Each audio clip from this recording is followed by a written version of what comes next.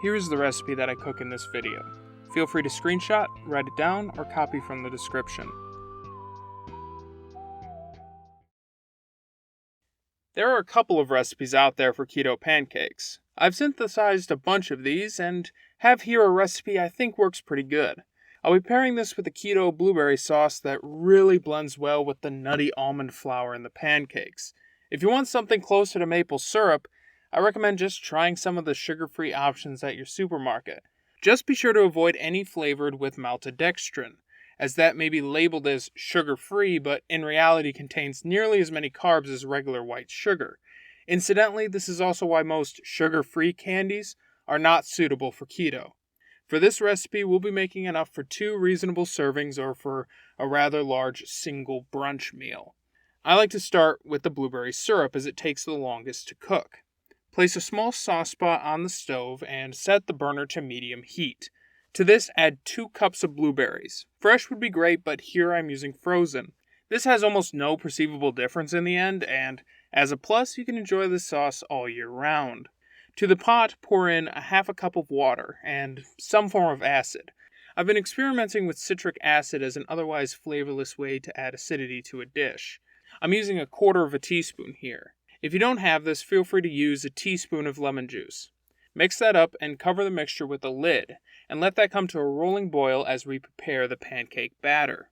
To a large bowl, just add the following ingredients: a cup of almond flour, half a teaspoon of baking soda, a heaped teaspoon of non-maltodextrin artificial sweetener, a healthy shake of cinnamon, a half teaspoon of vanilla extract, 1/3 cup of unsweetened almond milk, crack in 2 large eggs, and finally, a teaspoon of some kind of liquid fat. Here I'm using clarified butter, also known as ghee, but you could also use coconut oil or even vegetable oil if you wanted to. I've also found great success with a bit of melted lard, but you'll see in a moment why that's a bit redundant. Just go ahead and mix that up thoroughly.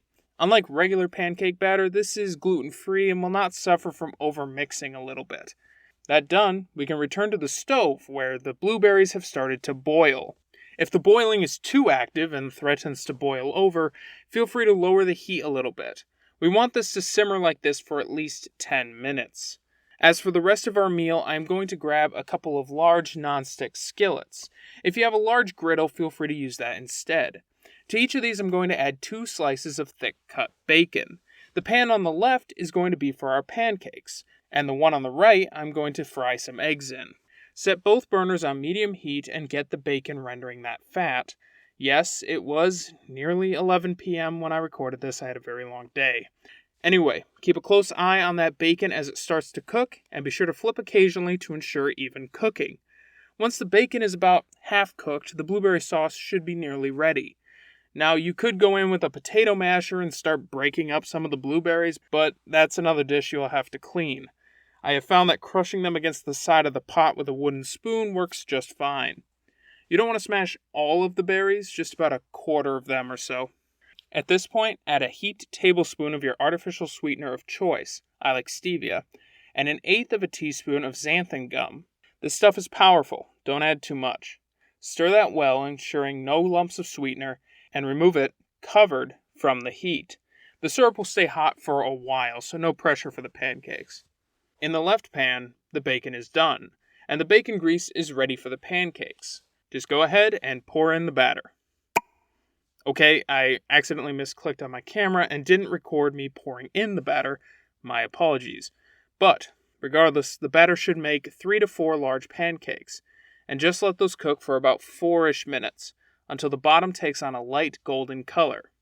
Now, in many of the keto pancake recipes, you will see pictures of perfectly evenly dark pancakes. I did test it, and you would almost certainly burn them if you took them that far. Just flip them when they're a nice golden brown. Now, the batter is loose and may splash out from under the pancakes when you flip them, like you can see there.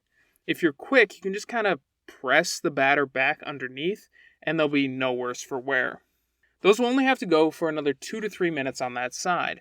They don't have to get to the same level of color as the tops. Just take them out when they look something like this. While this has been going on, I went ahead and cooked some eggs in the other pan. There's a million ways to do this, but I like to cook mine over easy on high heat, so the edges get nice and crispy. I might go into fried eggs in depth in a later video. Anyway, plate everything up and we are ready to serve.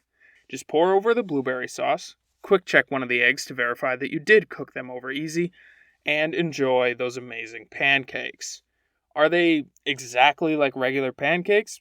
No, but they don't have to be. They are amazing for what they are. Crispy, nutty, with a little hint of that cinnamon and vanilla, and with a healthy dollop of that blueberry sauce, I find these to be simply addicting. Indeed, while refining this recipe, I ate these things for like 6 days in a row and never got tired of them. I would check these out, whether or not you are normally keto. Also, we just passed 50 subscribers. I am humbled by this response, and I hope that these videos have been a help for you in your kitchen. Thank you. Next time, if all is well, I will continue the breakfast trend with an omelet recipe.